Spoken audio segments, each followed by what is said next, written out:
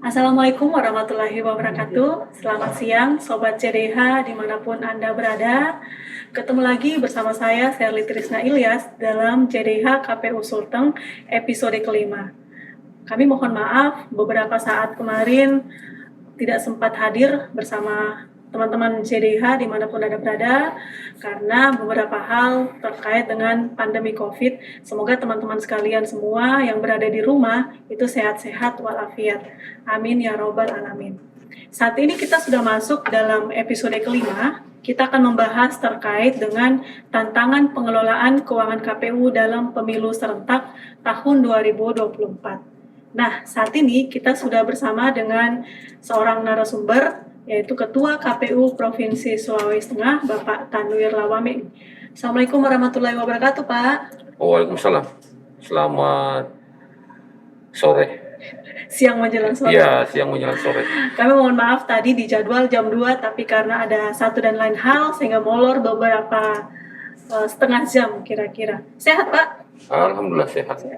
Tapi tidak berkurang penciuman, Pak. Tergantung itu ya, tergantung dari atas kalau mau dikurangi ya.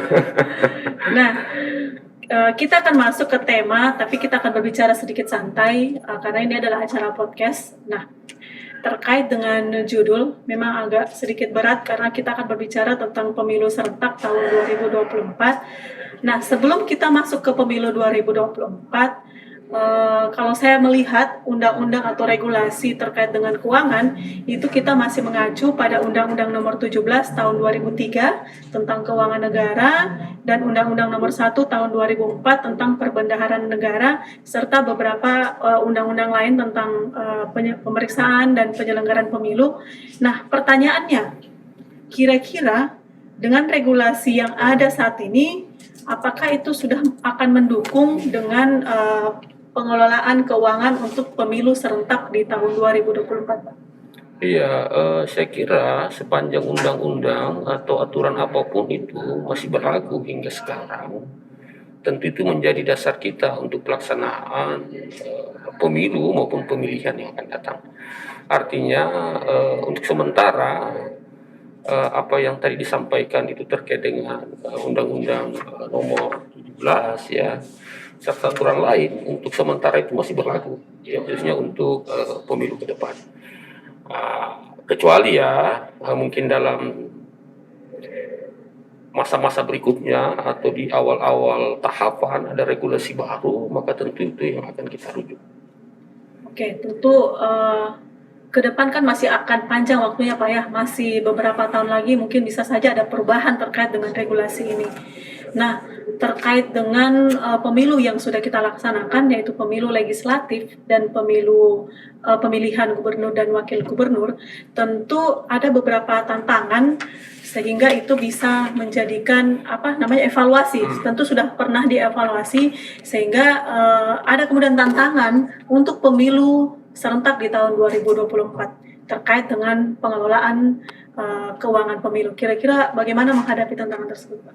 Saya kira, maksudnya sebelum menghadapi kira-kira tantangan apa kira-kira? Ya, saya kira tantangan kita untuk 2024 ini memang sangat berat ya. Apalagi kita ini kan sudah tahu bahwa sekarang pemerintah dan KPU ya melalui rapat konsinyering ini sudah ketiga kalinya, dan mungkin dalam waktu dekat ada lagi pertemuan-pertemuan antara pemerintah, KPU RI dan DPR ya beserta penyelenggara lainnya terkait dengan perencanaan jadwal. Ini kan belum ketemu ya hingga sekarang. Nah, saya kira tantangan yang cukup aktual yang kita hadapi adalah terkait dengan pengelolaan keuangan.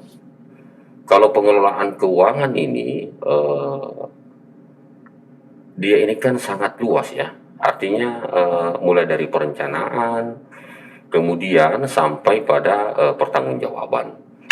Nah, ini kemudian yang akan menjadi tantangan kita ke depan nanti jika irisan ini benar-benar terjadi antara pemilu dan pemilihan.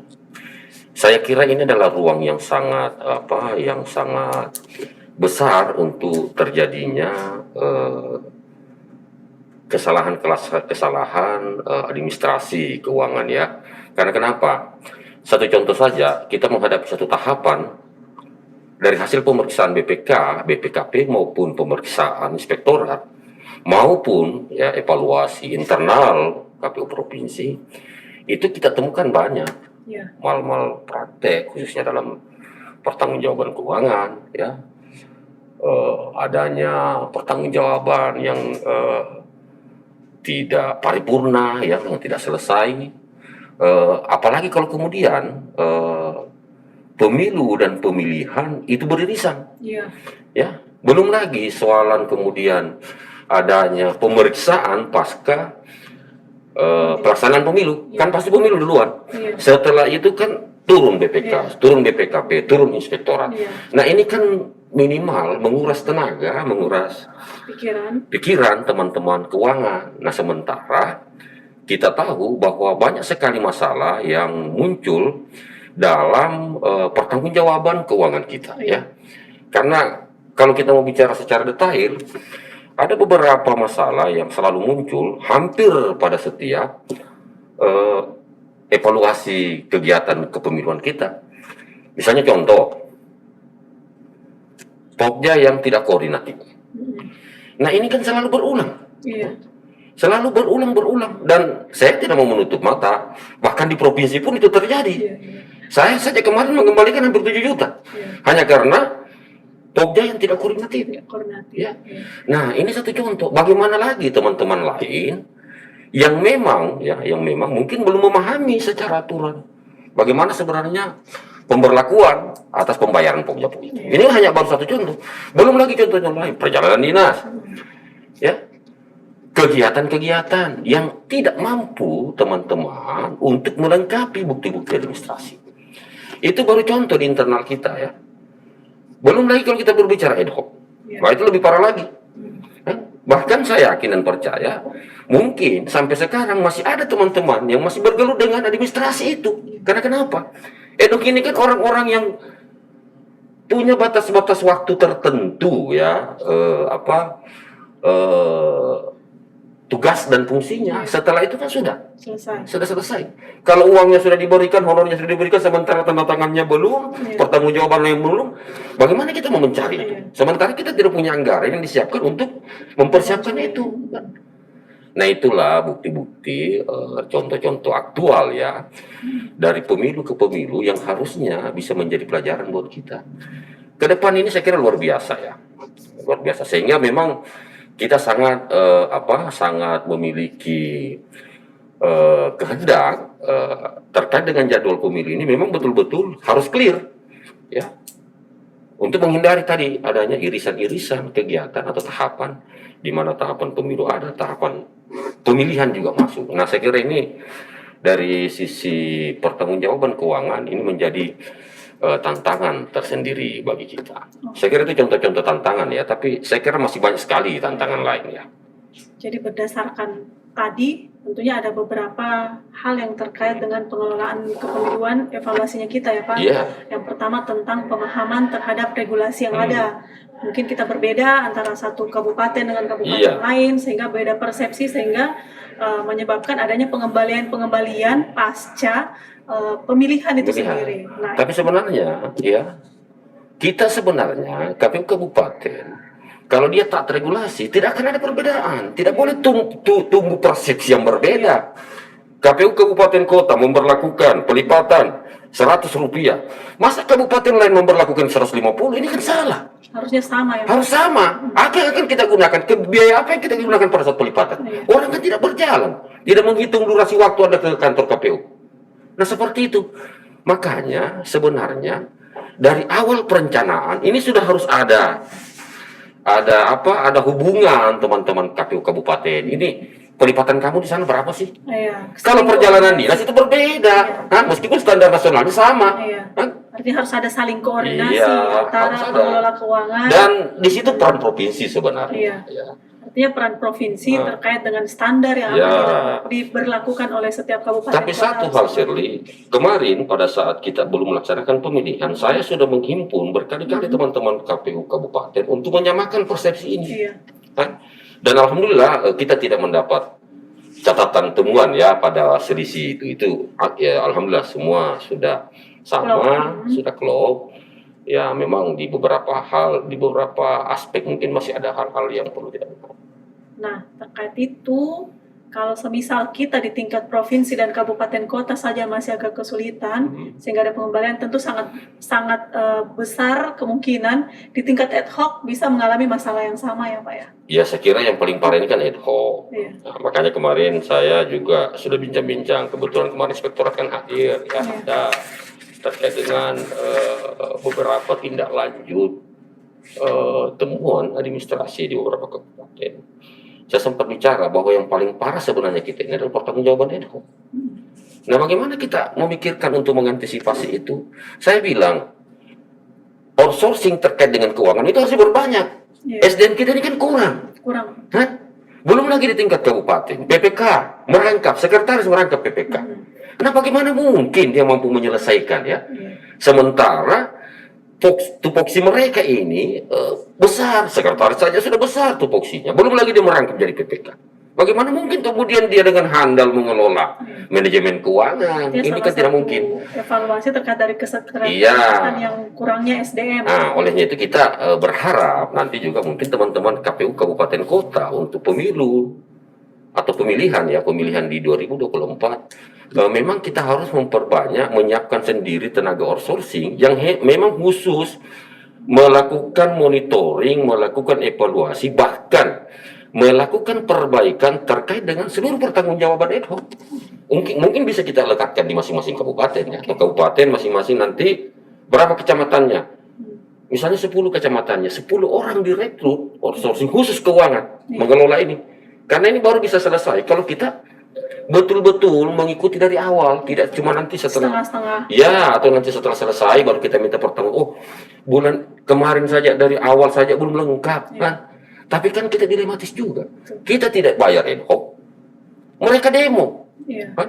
Demo kemudian mengundurkan diri. Wah, ini kan persoalan. Apalagi kalau di tengah-tengah iya, sehingga kadang kita tutup mata, administrasi pertanggungjawaban tidak selesai, mau tidak mau kita memberikan pembayaran dan kesulitan di akhir. Ya pasti itu akan menjadi temuan BPK. Makanya saya bilang teman-teman, sebenarnya pada seluruh seluruh proses keuangan yang paling bertanggung jawab terakhir itu adalah para pengelola keuangan. Kalau misalnya memang tidak lengkap, jangan. Tapi kadang ada diskresi yang memang kita hadapi. Ya seperti tadi. Ad hoc-nya ngamuk karena tidak dibayar, padahal kita tidak bayar. Pertanggungjawabannya belum masuk. Tidak dibayar, pemilu ditunda. Iya. Nah, kadang kita kan berpikir lebih jauh lagi daripada ini menjadi masalah nasional. Ya sudah, bayarkan saja, nantilah administrasinya menyusul. Tapi sampai sekarang belum selesai. Karena ad hoc-nya sudah tidak ada. Ini kan ad hoc-nya sementara. Nah, tentu itu hasil evaluasi di mana kira-kira ke depan perencanaannya yaitu menambah tenaga outsourcing yang berfungsi untuk di pengelola keuangan, Pak ya. Selain itu mungkin BIMTEK juga ya. Oh, itu memang itu mutlak. Kita harus memang meningkatkan. Selama ini kan yaitu tadi memang kita kadang terkendala di anggaran. Karena BIMTEK juga itu bagaimanapun itu membutuhkan biaya. Nah, BIMTEK kita itu kadang tidak sampai ke level paling bawah ya. BIMTEK kita itu paling tinggi di kabupaten. Kabupaten melakukan BIMTEK ke PPK. Nah, tadi itu kembali lagi ke masalah sumber daya. Sumber daya kita memang berat. Sehingga memang kalau tidak didampingi, susah. Anda minta pengelola keuangan dari desa, Anda minta pengelola keuangan yang masuk dalam PPS ya, yang masuk dalam PPK. Itu kadang orangnya tidak punya kapasitas untuk itu, skill untuk itu. Kan? Sehingga saya kira pengalaman kita yang sudah bertumpuk dari pemilu ke pemilu ini, memang harus kita intervensi dalam bentuk tadi itu menyiapkan tenaga-tenaga outsourcing yang memang khusus mendampingi para PPK, para PPS untuk melakukan atau membuat pertanggungjawaban. Mungkin format pertanggungjawaban itu juga Pak, mungkin bisa dipermudah sehingga tidak membutuhkan skill yang luar biasa seperti tenaga akuntansi untuk membuat pertanggungjawaban tersebut ya Pak ya. Tapi susah juga, kita kan ada aturan ya, ada forum kadang ada formulasi format yang harus diisi, yang harus sesuai dengan lampiran-lampiran keputusan ya. Di situ juga memang kadang membutuhkan sedikit skill sih. Nah, ke depan kita berbicara terkait dengan pengelolaan anggaran untuk pemilu di 2024. Kita akan menghadapi pemilihan presiden kita akan menghadapi pemilu legislatif dan kita akan menghadapi pemilihan kepala daerah dan wakil kepala daerah serentak. Nah itu untuk penganggarannya seperti yang Bapak bilang kan ada tahapan yang akan beririsan di situ. Iya. Nah untuk penganggarannya sendiri apakah di satu mata anggaran atau akan ada 2 mata anggaran di situ? Iya, saya kira kita juga sama-sama tahu dari beragam diskusi ya, dari beragam pertemuan, dari beragam webinar, kita sudah sama-sama tahu bahwa ada beberapa konsep yang sudah disodorkan. Apakah kemudian dana anggaran untuk pemilu sama dengan anggaran pemilihan, artinya ditanggulangi oleh APBN. Nah, kelihatannya ini kan masih agak sulit diwujudkan ya, sehingga kemungkinan besar pemilu masih APBN, pemilihan tetap hibah daerah ya. Saya kira juga kemarin Menteri Dalam Negeri sudah mengingatkan kepada seluruh kepala daerah, khususnya di 2014-2024 nanti untuk menyiapkan anggaran-anggaran. Itu berarti bahwa hampir pasti anggaran pemilihan kepala daerah baik di gubernur maupun bupati dan wali kota itu tetap seperti mekanisme kemarin, daerah yang menyiapkan itu ya, meskipun kemudian kita insert ke dalam APBN kita. Jadi saya kira mekanismenya masih seperti itu ya. Masih sama ya Pak? Masih anggaran sama. APBN, ada anggaran Ya, APBD yang di APBN kan. Iya. Ya. Kan harus didaftar, kalau Iya, dihibahkan artinya harus iya. didaftar dulu ya Pak? Ya, itu kan ketentuannya memang karena di atas 1 juta itu harus dilaporkan. Iya. Nah, terkait itu apakah ada bedanya ketika pemilu atau pemilihan atau terhadap pengelolaan anggaran tersebut Pak? Saya kira tidak ada ya, yang secara substantif itu tidak ada juga. Yang pasti pengelolaannya sama, ya. Pengelolaannya itu harus transparan, harus dapat kita pertanggungjawabkan. Jadi akuntabilitasnya itu harus jelas. Saya kira dasar pertanggungjawaban kita ya di situ saja ya, bagaimana kita mempertanggungjawabkan apa yang kita gunakan.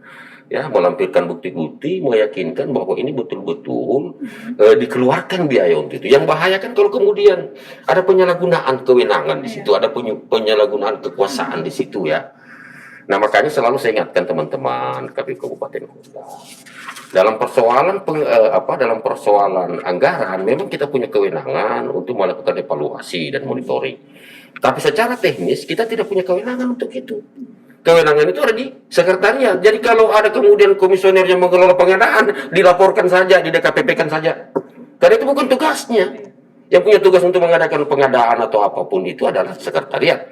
Meskipun juga ada unit layanan, ya. Kalau seperti kemarin kita kan anggaran-anggaran besar itu kan kemudian dipusatkan di provinsi dalam bentuk UKPBJ, KPU provinsi ya. Itu yang kemudian dikelola oleh mereka.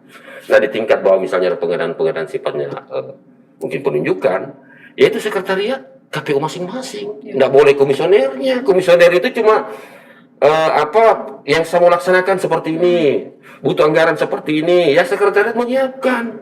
Nggak boleh komisioner yang pegang duit bayar ke sana kemari, itu sudah salah itu. Jadi harus dibedakan ya posisi ketika komisioner menjadi penanggung jawab atau istilahnya komisioner di divisi keuangan ya Pak? Ya, tidak. Kalau itu kan sebenarnya lebih pada controlling saja ya, evaluasi saja. Karena itu melekat di ketua. Ketua bisa meminta ke sekretaris untuk membuat pertanggungjawaban keuangan sementara berjalan misalnya. Setiap akhir bulan melaporkan dalam rapat pleno. Ya, rapat pleno kita ini kan setiap hari Senin misalnya ya. Kabupaten kota juga harusnya kan begitu, tiap Senin pleno. Nah, setiap akhir bulan harus ada ketua bisa memerintahkan kepada sekretaris untuk membuat pertanggungjawaban.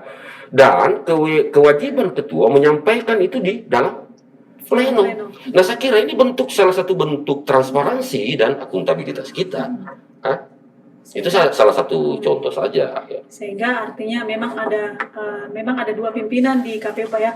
Ada ketua sebagai controlling dan sekretaris sebagai sebenarnya tidak dua pimpinan ya, 1 pimpinan saja. Tetapi ini kan kaitannya, artinya komisioner dengan sekretariat ini bukan 1-2 badan yang berbeda, bukan satu rumah dua dapur, tidak boleh. 1 dapur mengelolanya ini, ya kan? Ya sama dengan suami istri, kan? Suami istri kan bukan berarti bagian-bagian tersendiri, ini bagian yang menyatu. Tetapi harus ditahu fungsinya masing-masing apa. Kan? Tidak boleh overlap. Kalau ada komisioner yang minta itu anggarannya itu yang kelola itu komisioner gila itu. Saya berkali-kali bilang teman-teman, kalau mau kaya jangan di KPU, ya, Anda jadi pengusaha saja. Kan? Karena tidak Plus mungkin, pengusaha bisa Pak. ya, nggak bisa juga. Kan?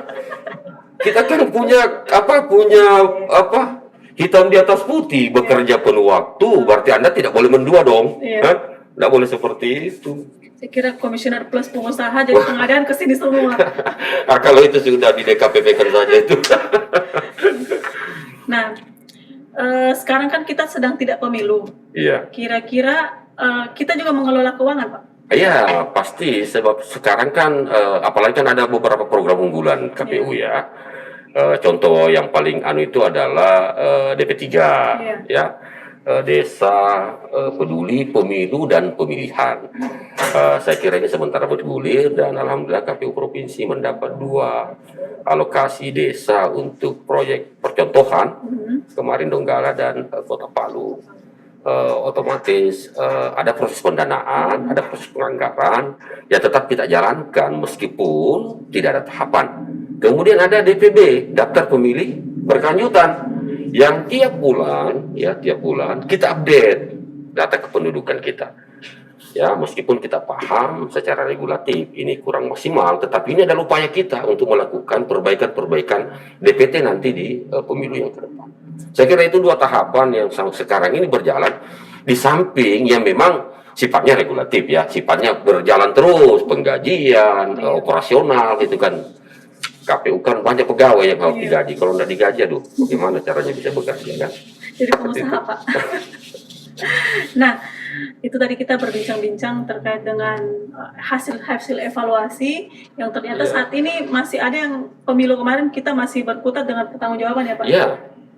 Saya kira kemarin temuan-temuan dari inspektorat maupun BPK itu kan harus ditindaklanjuti oleh teman-teman ya, maupun secara internal juga kita melakukan monitoring kan. Teman-teman KPU provinsi itu hampir 3 bulan melakukan evaluasi, melakukan monitoring kepada KPU kabupaten kota, dan kita banyak catatan terkait dengan itu, dan saya kira kewajiban teman-teman KPU kabupaten kota untuk memperbaiki itu. Apalagi itu temuan BPK, BPKP maupun inspektor itu wajib ditindaklanjuti. Itu jadi menjadi taruhan nanti kalau kemudian ada yang menjadi komisioner lagi berikutnya, itu ditanya, ini Anda temuan Anda kok tahun sekian masih ada, Anda berani sudah masuk jadi komisioner lagi, ini aja belum selesai. Kan? Pertanggungjawaban Anda ke masyarakat, ke negara bagaimana kalau masih ada seperti itu? Begitu juga sekretariat. Sekretariat kalau mau jadi sekretaris, salah satu pertanyaannya seperti itu. Kemarin waktu Anda di KPU ini, ya sudah tidak beres tidak itu temuan-temuan BPK, ditindaklanjuti tidak temuan-temuan BPK itu? Kan? Nah, ini menjadi beban sehingga itu menjadi kewajiban kita untuk menyelesaikan seluruh temuan-temuan. Dan mekanismenya kan ada, ya mekanismenya ada. Artinya tidak semata-mata temuan ditindaklanjuti itu harus segera dibayarkan, tidak seperti itu. Ada mekanisme, ada hal-hal yang sifatnya akan harus dilakukan. Yang utama kan apa yang dilakukan untuk menindaklanjuti itu.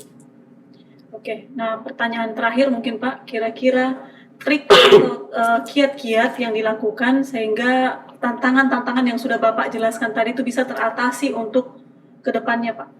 Saya kira sebenarnya sederhana sekali ya. Kita lakukan untuk misalnya ya pengelola keuangan. Pengelola keuangan kan cuma punya 2 senjata saja.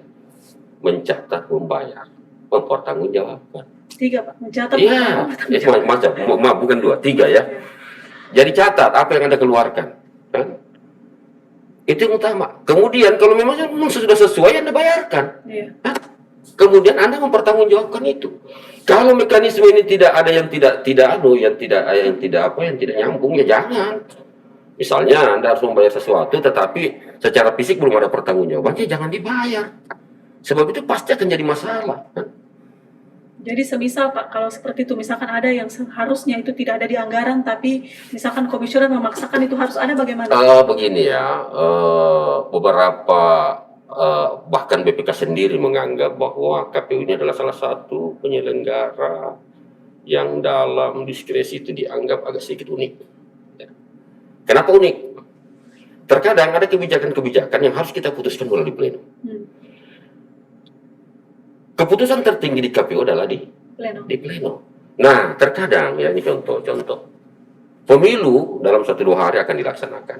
Masih ada logistik yang belum terkirim. Kewajiban KPU RI adalah mendistribusi logistik ini sampai di KPU kabupaten kota. Tapi karena rentang waktu yang semakin sempit, maka logistik ini dititip di provinsi. Provinsi yang harus mengirim ke KPU kabupaten kota. Kita tidak punya anggaran terkait dengan ini. Maka saya sebagai pimpinan tentu akan mengambil kebijakan dalam bentuk pleno, memanggil teman-teman, ini adalah seperti ini. Setelah kita dari keuangan sudah mengkalkulasi anggaran yang kita butuhkan adalah sekian. Peruntukannya ini tidak ada. Ya mau tidak mau kita berupaya bagaimana caranya, meskipun pada saat itu belum ada, tidak serta-merta misalnya revisi yang akan kita lakukan diterima, tetapi kami harus mengambil tindakan untuk menyelamatkan masalah yang lebih besar. Sebab kalau distribusi ini terjadi, maka akan terhenti pemilu di sini. Sementara Kalau terhenti ada itu jadi masalah. lebih besar lagi masalahnya. Sehingga mau tidak mau kami harus mengirim logistik ini dengan segala macam risiko. Tetapi tadi itu ada hasil pleno yang memerintahkan misalnya kepada sekretaris untuk mencari pos anggaran lain ya untuk digunakan dalam distribusi logistik. Itu hanya salah satu contoh. Artinya akan ada diskresi Banyak sekali, saya kira banyak sekali. Cuma di kita harusnya teman-teman juga harus punya pemahaman yang utuh bahwa kalau itu sesuai dengan ketentuan silakan. Kalau tidak sesuai ketentuan ya jangan. Contoh misalnya ada pembiayaan keamanan, ada demo, ada demo di kantor, pasti banyak petugas ya. Kebetulan tiba-tiba kita diminta untuk menyiapkan makanan. Ini Pak, ini bagaimana teman-teman kita di luar ini pengamanan ini harus. Ya kalau ada anggarannya silahkan, kalau tidak ada jangan. Karena bukan sedikit yang kita mau kasih makan ini, bukan cuma hari itu, mungkin saja bisa berhari-hari. Dan ini juga menjadi potensi temuan. Jadi kalau tidak ada, teman-teman, ketua, sekretaris itu harus berani bilang tidak ada. Jangan pura-pura ada, baru terakhir jadi temuan, dia sendiri yang bingung. Kan? Seperti itu. Artinya memang kalau memang anggarannya tidak ada ya disampaikan. Iya disampaikan, tidak ada. Jangan seakan-akan, oh ya nggak ada masalah. Ini kan jadi masalah, ini makan puji namanya ini kan. Kalau tidak ada anggarannya, kemudian dia bilang, oh bisa Pak, kita bisa atur. Apa yang kamu bisa atur? Semoga komisioner KPU kabupaten kota tidak ada yang makan puji. Tidak boleh lah. Dan satu contoh saja itu kalau misalnya kami ke provinsi ke kabupaten, sebenarnya itu bagaimana ya, mau menyatakan ini juga agak berat juga, tapi saya harus katakan, Anda tidak boleh menjamu kami. Nggak boleh, kita ada perjalanan. Kasihan teman-teman yang sekarang cuma mengelola anggaran kecil, kemudian harus cari lagi anggaran untuk membayar makan saya di warung, kan? Itu janganlah seperti itu. Maksud saya itu kalau bisa tidak dilakukan lah, sebab itu juga membebani teman-teman di KPU kabupaten kota dan juga membebani kita, kan? Membebani kita. Jangan kemudian nanti itu masuk pertanggungjawaban, itu bahaya, kan? Karena tidak ada anggarannya ditulis saja, makanya ketua KPU provinsi, wah itu persoalan itu Pak. Malu jadinya nanti jadi, iya kan? Jadi kalau misalnya jangan dipaksakan, kecuali mungkin secara personal ya. Dia mau jamu kita secara personal, silahkan saja, tidak masalah. Saya tidak menolak kalau seperti itu. Tapi kalau secara kelembagaan, saya kira kalau kemudian ini diambil dari anggaran-anggaran yang tidak ada ya sudah tidak usah lah. Kami juga tidak perlu seperti itu kok. Nah, mungkin setelah Bapak menjawab pertanyaan terakhir, mungkin ada closing statement Pak yang mau disampaikan ke teman-teman Sobat JDH. Iya, saya kira ada beberapa hal yang perlu saya sampaikan ya. Ada 4 sebenarnya tuh akuntabilitas itu ya ada 4 faktor ya. Ada 4 sektor ya. Pertama itu akuntabilitas kejujuran ya. Akuntabilitas kejujuran itu akuntabilitas kejujuran dan hukum ya. Jadi kalau kejujuran itu berkaitan dengan penghindaran penyalahgunaan kewenangan. Jangan sama sekali sampai kita mentang-mentang komisioner, kita menyalahgunakan kewenangan kita, itu tidak boleh. Ya, kemudian akuntabilitas hukum itu berkaitan dengan adanya jaminan kepatuhan terhadap hukum, terhadap aturan yang ada. Kalau kita mematuhi aturan yang ada, insya Allah tidak ada masalah. Ya, kalau kita selalu berdoa supaya kita meninggal dalam husnul khatimah, kita juga harus berdoa dalam pengelolaan anggaran pemilihan dan pemilu ini. Semoga saya husnul khotimah. Ya, tidak kemudian bupatinya terpilih, gubernurnya terpilih, Anda ditangkap. Anda di penjara, berarti itu Anda tidak husnul khotimah itu. Kan? Jadi itu ya. Kemudian yang kedua adalah akuntabilitas program. Ya, ini berkaitan dengan pencapaian tujuan, ya efektivitas. Kita harus memastikan bahwa program ini sudah betul-betul berhasil dilaksanakan, ya sudah berhasil dilaksanakan dan sudah mencapai tujuannya ya. Jadi memberikan hasil yang optimal dengan biaya yang minimal. Kemudian ada akuntabilitas program ini berkaitan dengan unit-unit birokrasi yang harus bersinergi.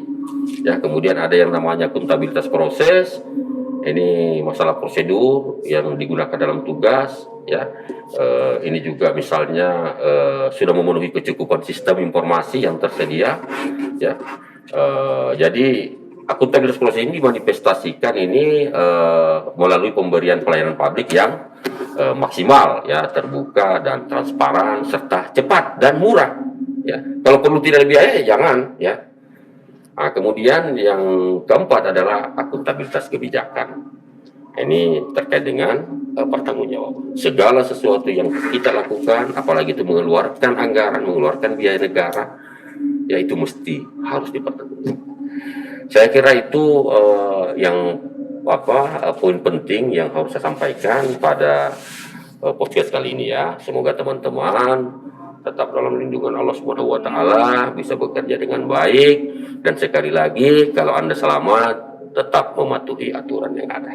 Saya kira itu. Terima kasih Pak Ketua KPU Provinsi Sulawesi Tengah, Bapak Tanwir Lamabing, telah menyediakan waktunya buat kita dalam acara podcast ini. Ada banyak hal yang kita bahas terkait bagaimana mewujudkan pengelolaan keuangan yang akuntabel, efisien, profesional, sehingga mewujudkan manajemen keuangan yang optimal, akurat, dan tertib. Nah, ada beberapa hal yang disampaikan oleh Pak Ketua tadi, mungkin bagi teman-teman, Sobat JDH maupun teman-teman KPU Kabupaten Kota yang sempat menonton hari ini, bahwasanya dimulai dari perencanaan dan diakhiri dengan pertanggungjawaban. Tentu di dalamnya harus ada pemahaman terhadap regulasi, dan satu hal yang sangat bagus untuk kita laksanakan, kejujuran dan memahami regulasi. Nah, demikian podcast kita kali ini. Kita akan bertemu lagi di episode selanjutnya dengan tema-tema yang berbeda. Mungkin teman-teman Sobat CDH di rumah, jika misalkan ada yang ingin dibahas atau ada yang kita ingin angkat terkait dengan beberapa hal terkait dengan kepemiluan, bisa menuliskan di kolom komentar di bawah ini. Terima kasih. Assalamualaikum warahmatullahi wabarakatuh dan selamat sore.